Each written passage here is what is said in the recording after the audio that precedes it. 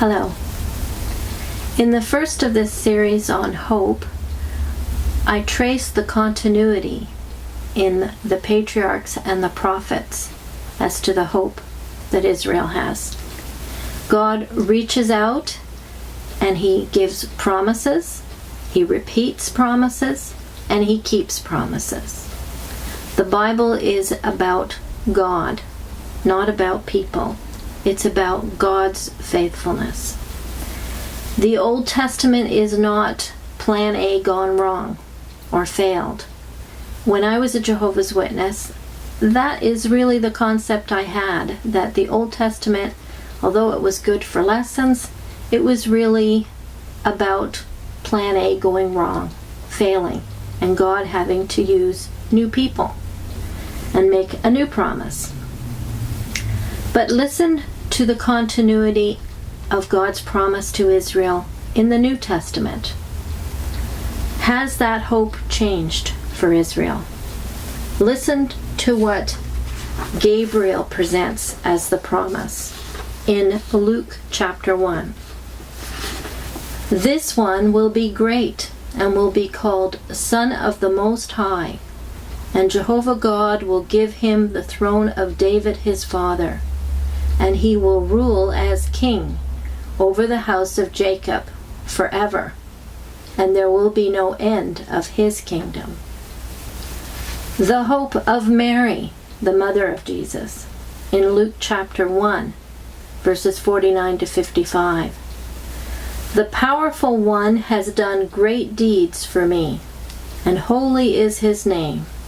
And for generations after generations, his mercy is upon those who fear him.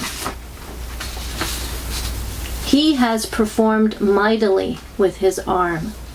He has scattered abroad those who are haughty in the intention of their hearts.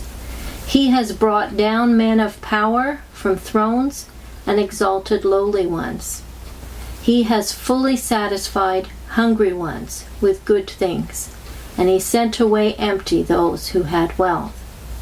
He has come to the aid of Israel, his servant, to call to mind mercy, just as he told to our forefathers, to Abraham, and to his seed, forever.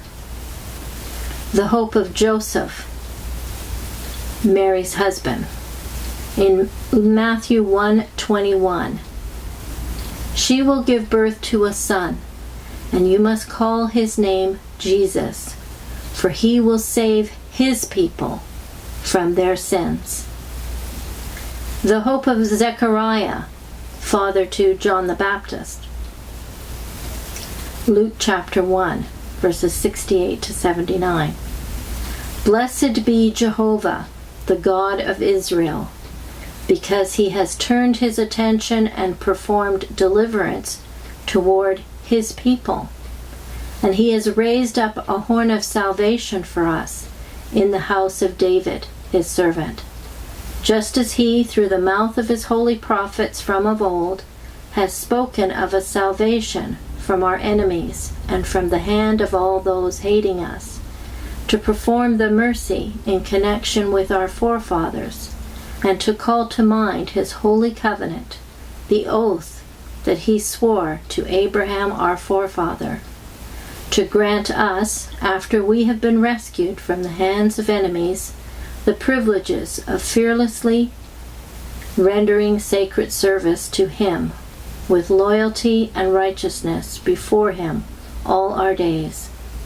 But as for you, young child, you will be called a prophet of the Most High, for you will go in advance before Jehovah to make his ways ready, to give knowledge of salvation to his people by forgiveness of their sins, because of the tender compassion of our God.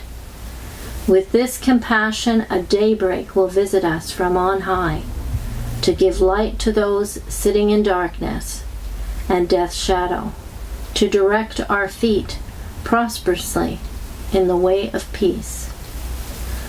The hope of Simeon, in Luke chapter 2. Also Simeon blessed them, but he said to Mary, its mother, Look, This one is laid for the fall and rising again of many in Israel, and for a sign to be talked against.